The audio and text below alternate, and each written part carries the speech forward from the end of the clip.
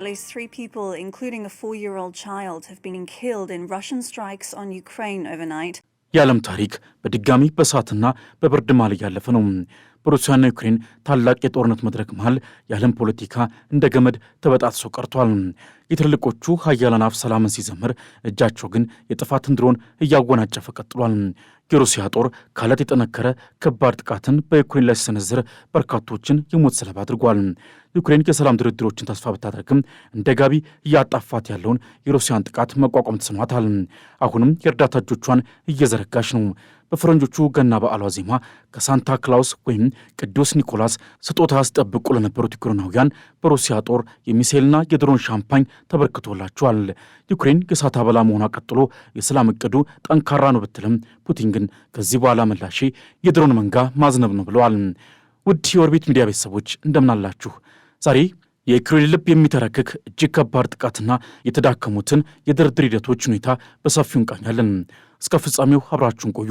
ልዩ ልዩ ዓለም አቀፍ መረጃዎች እንዲደርሶት ቻናላችንን ሰብስክራይብ በማድረግ ቤተሰብ መሆኑን አይርሱ።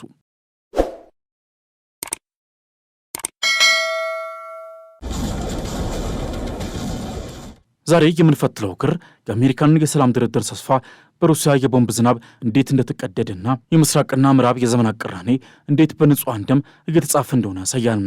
ፕሬዚዳንት ቮሎዲሚር ዜሌንስኪ ከሰላም ተደራዳሪዎች ጋር ከተወያዩ በኋላ በአሜሪካ የተደገፈው የሰላም እቅድ በጣም ጠንካራ ይመስላል ብለው የተስፋ ቃል ከተናገሩ ጥቂት ሰዓታት በኋላ የክሬምሊን መልስ ግን በሰላም ቃል ሳይሆን በ650 ድሮኖችና በደረዘን የሚቆጠሩ ሚሳኤሎችን ወደ ዩክሬን ሰማይ የእሳት ዝናብን ማውረድ ነበር። የሚጣላውን አስታርቄ እተኛለሁ ብሎ የሰላምን ተስፋ የተመለከተው ዓለም የሩሲያን የማይገታ የጦርነት ፍላጎት በግልጽ ተመልክቷል። ይህ ጥቃት የገና በዓል ዋዜማ ላይ መሆኑ ደግሞ ነገሩን የበለጠ ልብ ሰቃይ አድርጓል። ዜሌንስኪ በቁጣና በሐዘን ሲናገሩ ይህ የሩሲያ ጥቃት የቅድሚያ ዓላማዋን በግልጽ ያሳያል። ሰዎች በቤታቸው ከቤተሰቦቻቸው ጋር በሰላም መሆን በሚፈልጉበት የገና በዓል ዋዜማ ጥቃት መፈጸም ሲሉ የሩሲያን ጥቃት በግልጽ አውግዘዋል። የዩክሬን ፕሬዝደንት ቮሎዲሚር ዜሌንስኪ እንዳስታወቁት በሩሲያ ጥቃት አንድ ሕፃንን ጨምሮ ቢያንስ 3 ሰዎች ተገድለዋል ብሏል። በዞቶሚር ክልል አንድ የ4 ዓመት ሕፃን የሩሲያ ሰው አልባ አውሮፕላን በአንድ የመኖሪያ ሕንፃ ላይ ጥቃት በማድረሱ ተገድሏል ሲሉም በማኅበራዊ ሚዲያቸው ላይ ጽፏል። ዜሌንስኪ በተጨማሪም በኪየቭ ውስጥ አንዲት ሴት መገደሏን አረጋግጧል። 3ኛው ሞት ደግሞ በኪሚልቲንስኪያ ክልል ውስጥ ሪፖርት ተደርጓል። የዩክሬኑ ፕሬዝደንት እንዳሉት በመላ ሀገሪቱ በሚገኙ 13 ክልሎች ከ650 በላይ ድሮኖችና ሚሳይሎች ጥቃት ፈጽመዋል። የአደጋ ጊዜ ሰራተኞች ሰዎችን ለመርዳትና የኤሌክትሪክ ኃይል ለመመለስ እየሰሩ ይገኛሉ። የሩሲያ ጥቃቶች የደረሱት ፕሬዚዳንት ዜሌንስኪ የገና በዓልን አስመልክቶ በተለይ በዲሴምበር 23፣ 24ና 25ኛው ቀን ሩሲያ ጥቃት የመሰንዘር ልምድ አላት ሲሉ ከተናገሩ በኋላ ነው። የዩክሬኑ ፕሬዚደንት እንደ ጀርመንና አሜሪካ ካሉ ሀገራት ሩሲያ ለገና የተኩስ አቁም ካልተደረሰ ሆን ብላ ጥቃት ትፈጽማለች ማለታቸው የጥቃቱን ሁኔታ አስገራሚ አድርጎታል። ባለፈው ዓመት የገና ቀን ሩሲያ በዩክሬን የኃይል መሠረተ ልማት ላይ ከፍተኛ ሚሳኤልና የድሮን ጥቃት ፈጽማለች ሲሉ ዜሌንስኪ አስታውሰዋል። ሩሲያ በበኩሏ የአየር መከላከያ ኃይሏ በዩክሬን ጦር የተወነጨፉትን 44 ድሮኖችን አውድሟል ብላለች። የዩክሬን ወታደሮች 17 ድሮኖችን ወደ ቤልጎሮድ ግዛት የላኩ ሲሆን አብዛኞቹ ዛሬ ማለዳ ላይ መሆናቸውን የሩሲያ መከላከያ ሚኒስቴር አስታውቋል። በሮስቶቭ ክልልም 14 ድሮኖች ተመትተው እንዲወድቁ ተደርጓል። ፑቲን መግደልን ማቆም እንደሚያስፈልግ ሊቀበሉ አይችሉም። ይህ ደግሞ ዓለም በሩሲያ ላይ በቂ ጫና ለመፍጠሩን ያሳያል የሚለው ቃላቸው የዲፕሎማሲው አቅም ማጣትና የኃይል ፖለቲካ የበላይነትን ያመለክታል። በዚህ የእሳት ዝናብ ውስጥ የ4 ዓመት ሕፃን መሞቷ ደግሞ የሰው ቤት የራሱን ቤት ያውቅም እንዲሉ በዓለም ላይ ሰላም እንደጠፋ ውሃ መቅረቱን የሚያሳይ አሳዛኝ እውነታ ነው። የሩሲያ የጥቃት ጊዜ አጋጣሚ አስፈሪና ስልታዊ ነበር።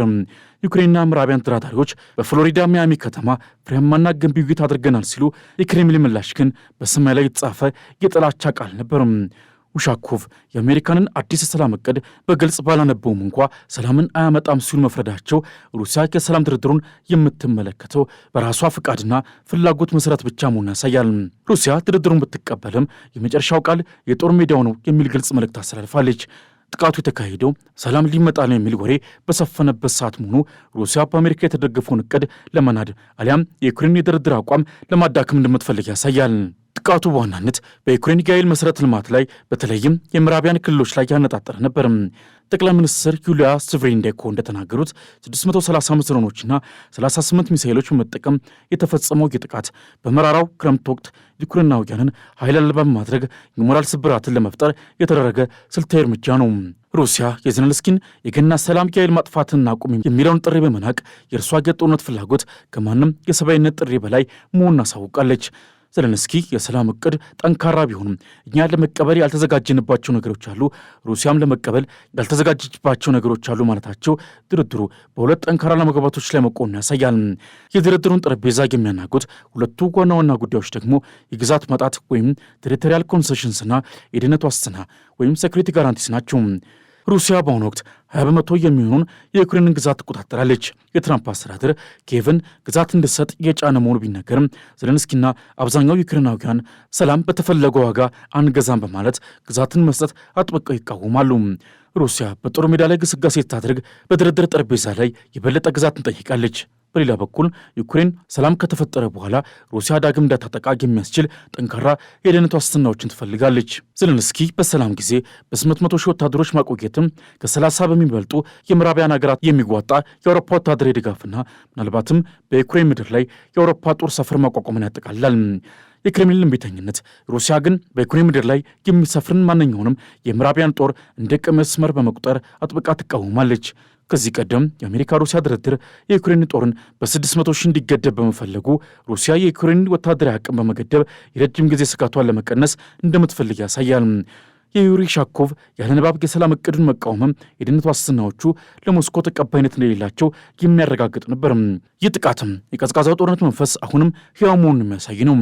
ጦርነቱ በዩክሬን ብቻ ሳይሆን በሩሲያና በምዕራብ መካከል ያለ የኃይል ፍጥጫ መሆኗል። የሩሲያ ድሮኖችና ሚሳኤሎች መጎንጨፍ ወቅት የኔቶ አባል የሆነችው ፖላንድ የጦር ጀቶቿን በተጠንቀቅ አቁማለች። በተለይም የመሬት ላይ የአየር መከላከያ ስርዓቶቿን ወደ ከፍተኛው ዝግጁነት ደረጃ አሳድጋለች። ይህ ድርጊት የሩሲያ ጥቃት የዩክሬን ድንበር አልፎ የኔቶ ግዛትን ሊነካ እንደሚችል የሚያሳይ የፍርሃት ምልክት ነበር። በሌላ በኩል በሞስኮ ውስጥ የሩሲያ ጀኔራል በመኪና ቦምብ መገደልና የነዳጅ ማደያዎችን ማጥቃት የሚሉ የመልስ እርምጃዎችም በዩክሬን በኩል መወሰዳቸው ጦርነቱ ከግንባር አልፎ ወደ ሁለቱም ሀገራት ጥልቅ ስፍራዎች እየተዛመተ መሆኑን ያሳያል። ደም በደም አይታጠብም እንዲሉ የጥቃትና የመልስ ጥቃት ውደቱ አንገት ለአንገት እንደተያዘ ቀጥሏል። የአሜሪካ ሴናተሮች ማለትም ዲሞክራት ጂን ሻሂንና ሪፐብሊካን ሚች ማኮኔል ኪየቭ አልተሸነፈችም፣ ሞስኮም እያሸነፈች አይደለም ሲሉ የአሜሪካ መንግስት የዩክሬን ጽናት ማቻቻል እንዳለበት በጽኑ አሳስበዋል። ይህ የሚያሳየው የትራምፕ አስተዳደር ወደ ሞስኮ እያዘነበለ ነው የሚለው ስጋት በዋሽንግተን ውስጥም እንዳለ ነው። የክሬምሊን ጥቃት ግን የአሜሪካን ለሩሲያ ያላትን ለስላሳ አቋም ሊያስቀይር ይችላል ተብሎ ተሰግቷል። የዩክሬናውያን ስሜትም ደክመናል ግን አንደራደርም የሚል ነው። የ4 ዓመታት ጦርነት የሰውን ሕይወት እያናጋና ያለ መሠረተ ልማትን ሲጎዳ ዩክሬናውያን ሰላምን ቢፈልጉም ግዛት በመስጠትና በደህንነት ዋስትና ላይ ባለመደራደር ላይ የተገኘ ሰላም ዘላቂ እንዳልሆነ ያውቃሉ። ይህ የገና ዋዜማ ጥቃት በዓለም የኃይል ሚዛን ላይ አንድ አስፈሪ እውነትን ጥሏል። የዲፕሎማሲ ንግግር ምንም እንኳን ጠንካራ ቢባልም የሩሲያ ወታደራዊ ጡንቻና የፑቲን ታሪካዊ ዓላማ ከማንኛውም የውይይት ጠረጴዛ በላይ ናቸው። ሩሲያ ለሰላም የምትፈልገው አንገብጋቢና ቋሚ ስምምነት ነው የምትለው የዩክሬን ሙሉ ትጥቅ መፍታትንና የሩሲያን የክልል ይገባኛል ተቀባይነትን የያዘ ነው። ሩሲያ በኃይል የያዘቻቸውን መሬት በወረቀት ለመተው ፈቃደኛ አይደለችም። የክሬምሊን እምቢተኝነት የምስራቅና ምዕራብ ፍጥጫ ለዘለቄታው እንደሚያባራ ምልክት ነው። የዓለም ሀያላን ሀብታቸውን ሰላም ላይ በሚተን ባሩን ላይ መፍሰሳቸው አሳዛኝ ሆኗል። የዩክሬን ጉዳይ በቀላሉ የሚታጠፍ ርቀት አይደለም። ይልቁንም የዓለም የኃይል ሚዛን የተንጠለጠለበት ቀጭን ገመድ ሆኖ ቀጥሏል። ትልቁ ጥያቄ የሰው ልጅ የሰላም ድርድርና የጦርነት ጥያቄ በአንድ ሰዓት ውስጥ እንዴት ሊከሰት ቻለ የሚለው ነው። የአሜሪካዊ ሰላም ተስፋ እንዲጭስ ሰኖ በሩሲያ ድሮኖች መረጋገፉ ዲፕሎማሲ በጉልበት ፊት እንዴት አቅም እንደሚያጣ ያሳያል። የዛሬው ጥቃትም ከጦር ሜዳ አልፎ የሞራል ውድቀትን የሚያሳይ ነው። በተለይም የገና በዓል ዋዜማ መሆኑ ክሬምሊን የሰብአዊነት ሴቶችን እንዴት ከቁብ እንደማይቆጠር በግልጽ አሳይቷል። የዚህ የቦምብ ዝናብ ታሪክ የሚያቆመው በአንድ ሌሊት ጥቃት ላይ አይደለም። ይልቁንም የዓለምን የፖለቲካ ስርዓት የሚመራው የፍርሃት ሚዛን ምን ያህል ሰስከረ ላይ እንደተንጠለጠለ ያሳያል። የውሃ ሽታ ከሩቅ አይታወቅም እንዲሉ ይህ ጥቃት የሩሲያን የረጅም ጊዜ ስትራቴጂካዊ ዓላማ በግልጽ አሳውቋል። ዩሪ ሻኮቭ የአሜሪካንን የሰላም እቅድ ሲያነቡ ውድቅ ማድረጋቸው ሩሲያ ዲፕሎማሲን እንደ ጊዜ መግዣ እንጂ እንደ እውነተኛ መፍትሄ እንደማትመለከት ያመለክታል። የፑቲን ዓላማ የቀድሞዋን ታላቅ ሩሲያ የመመለስ የዘመናት ህልም ነው። ይህ ህልም ደግሞ የዩክሬን ግዛት ሙሉ በሙሉ የመቆጣጠርና የምዕራቢያን ተጽዕኖን ከቀድሞ የሶቪየት ግዛት የማስወጣት ፍላጎት ላይ የተመሰረተ ነው። በሌላ አገላለጽ ይህ ግጭት የታሪክ ቅራኔ እንጂ የድንበር አለመግባባት አይደለም። አሁን ያለው ሁኔታ የሚያሳየው ድርድር ሞቷል የሚል ነው። ሩሲያ ሰላም የምትፈልገው በራሷ ውሎች ብቻ ነው። ይህ ማለት ዩክሬን ግዛቶቿን መተውና የወታደራዊ አቅሟን መቀነስ አለባት ማለት ነው። ትራምፕም ሆኑ ሌሎች ተደራዳሪዎች የሰላም ተስፋ ቢናገሩ የሩሲያ የቦምብ ድርጊት የመጨረሻው ቃል የጦር ሜዳው ነው የሚል ግልጽ መልእክትን አስተላልፏል። ሩሲያ በኃይል የያዘቻቸውን መሬት በወረቀት ለመተው ፈቃደኛ አይደለችም። ስለዚህ በቀጣይ ወራት ሩሲያ የጦርነትን ጫና የበለጠ ልትጨምርና ዩክሬንን አስገዳጅ እርምጃ እንድትወስድ ልታስገድድ ትችላለች። ዩክሬን የምትፈልገው የብረት ሰንሰለት የሚመስል የደህንነት ዋስትና ነው። ነገር ግን ሩሲያ የኔቶ ወታደሮች በዩክሬን ምድር መገኘትን በፍጹም እንደምትቃወም አሳይታለች። ስለዚህ በቀጣይነት የምንጠብቀው የምዕራባውያን ኃይሎች በቀጥታ በዩክሬን መሬት ላይ ከመስፈር ይልቅ የበለጠ ዘመናዊና ፈጣን የጦር መሳሪያዎችን በፍጥነትና በብዛት ለኪየቭ ማቅረብን ነው። ይህ ደግሞ የጦር መሳሪያዎች ቅድምድምን ያፋጥኗል። የትራምፕ አስተዳደር ወደ ሞስኮ እያዘነበለ ነው የሚለው ስጋት በዋሽንግተን ውስጥም በግልጽ እየታየ ነው። የሩሲያ ጥቃት ግን የአሜሪካንን የፖሊሲ ክፍፍል የበለጠ ያጋልጣል። ሴናተሮች የዩክሬንን ጽናት በመጥቀስ ለሞስኮ የተሰጠውን ለስላሳ አቋም እንዲቀየር ጥሪ ያቀረቡት ለዚህ ነው። ስለዚህ በቀጣይ የአሜሪካ መንግስት በሁለት ጎራ ተከፍሎ በዩክሬን ጉዳይ ላይ ያለው ውዥንብር የመቀጠል ዕድሉ ከፍተኛ ሆኗል። ሩሲያ ይህንን የአሜሪካን የውስጥ ክፍፍል ለራሷ የፖለቲካ ጥቅም ትጠቀምበታለች። የገና ዋዜማ ጥቃትም የዩክሬን ያለው መሠረተ ልማት ላይ ማነጣጠሩ ሩሲያ በክረምቱ ወቅት በንጹሐን ላይ የሰብአዊ ጫና መፍጠርን እንደ ዋና ስልት እየጠቀመችበት መሆኑን ያሳያል። ይህ የኃይል ጥቃት በቀጣይም ሊጨምርና የዩክሬን ጦርነት የመቋቋም አቅም ሊፈታተን ይችላል። ዩክሬን ከምዕራብ አጋሮቿ ለተጎዱ የኃይል ማመንጫዎች ጥገናና መከላከያ የበለጠ እርዳታ ጠይቃለች። የሩሲያ ጄኔራል በሞስኮ በመኪና ቦምብ መገደላቸውና የነዳጅ ማደያዎች መመታታቸው ዩክሬን የመልስ እርምጃዎችን ወደ ሩሲያ ግዛት በጥልቀት የወሰደች መሆኑን ያሳያል።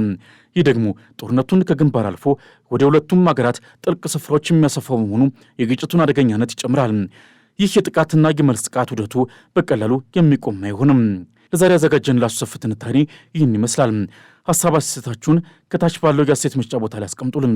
ቻናላችንን ሰብስክራይብ በማድረግ ቤተሰብ ይሁኑ። በሚቀጥለው ጊዜ እስክንገናኝ ሰናይ ጊዜ ይሁንላችሁ።